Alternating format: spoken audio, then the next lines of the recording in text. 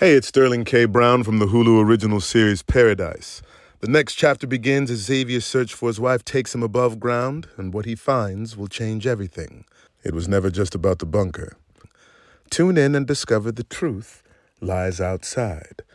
Paradise, the official podcast, premieres February 16th, and stream Paradise on February 23rd on Hulu and Hulu on Disney+.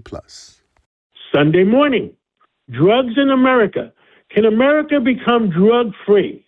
With us today is Frank Tarentino, and he has been promoted to Associate Chief of Operation for the Drug Enforcement Agency. And Frank Tarentino, congratulations again. Give us an update. What's going on in the Northeast region, especially New York? And, well, you know, can we ever dream of a drug-free America? Well, John, first, thank you.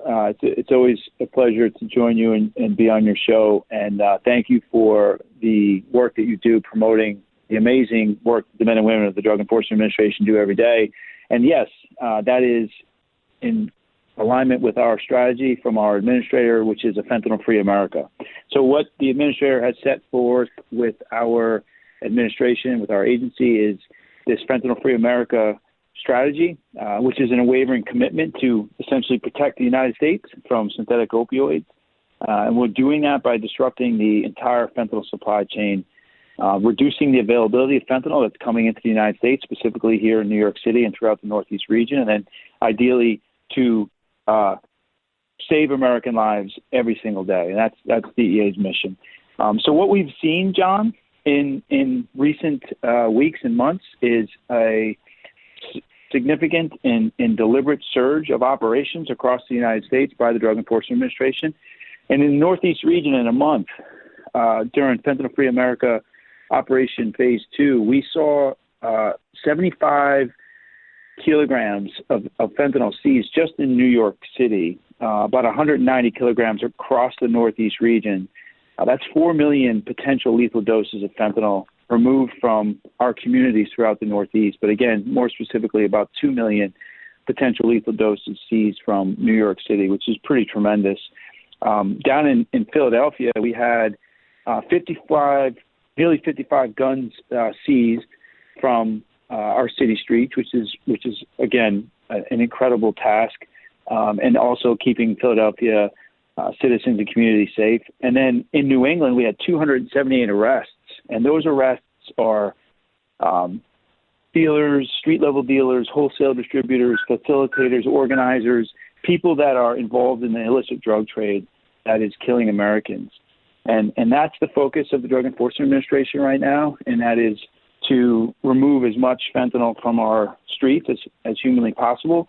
And that's what the Fentanyl Free America operation is all about. And we've had significant success in that front. And that's what President Trump is allowing us to do. He's really focused our efforts. He's ensuring that we use the full weight of the federal government and that it's focused and coordinated in a mobilized and controlled way to attack fentanyl.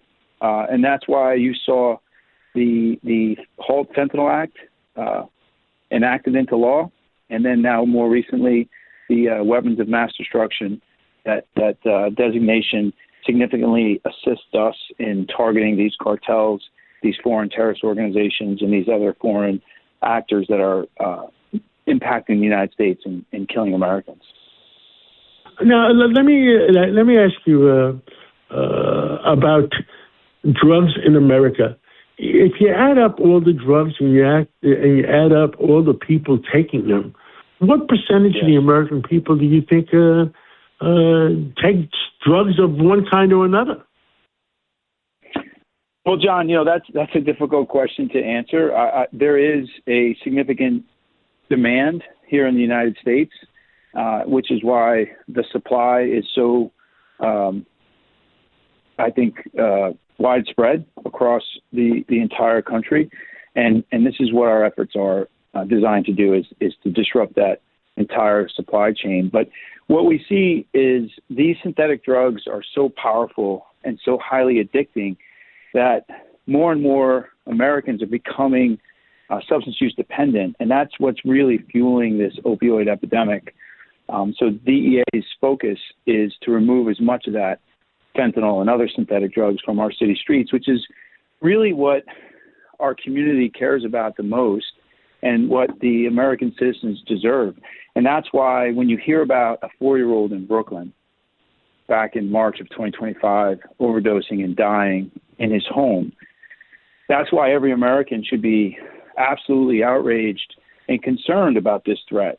And it's through the efforts of the NYPD, obviously the DEA, the New York Task Force Division, more specifically, going out and responding to that scene and processing it in a responsible and investigative way, securing that evidence, and then being able to bring that to the Southern District of New York and prosecuting the people responsible for killing that 4-year-old.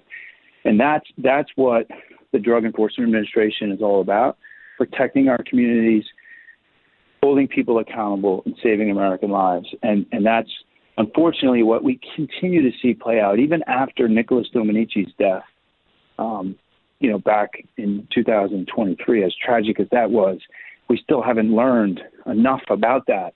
It keeps repeating itself. And now we have a 4-year-old that died, and we had to arrest family members and charge these suppliers for the death resulting in that death. And that's tragic. Let me ask you a question. There was a problem last week in the El Paso airport. Are you familiar with that problem at all?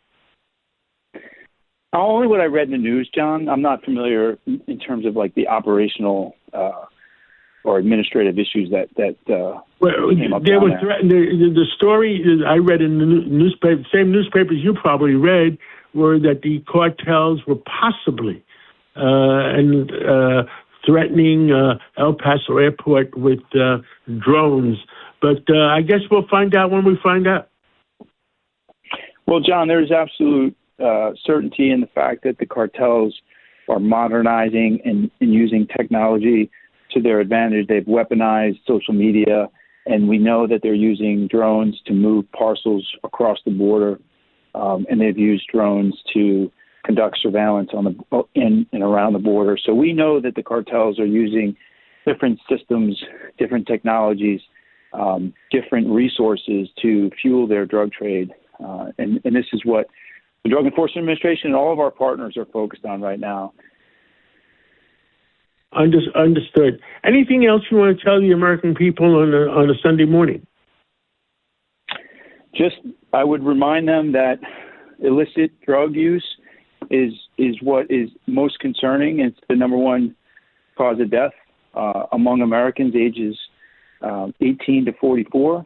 It's what is the number one cause of death, more than motor vehicle accidents, more than gun violence, and more than suicides. And this is what we want to try to educate and prevent from happening every single day, and that is these overdose deaths. And so that's the work that we're doing with all of our partners, targeting these cartels, targeting these foreign terrorist organizations, holding them accountable, and removing this poison from our city streets. And that's what Fentanyl-Free America is all about.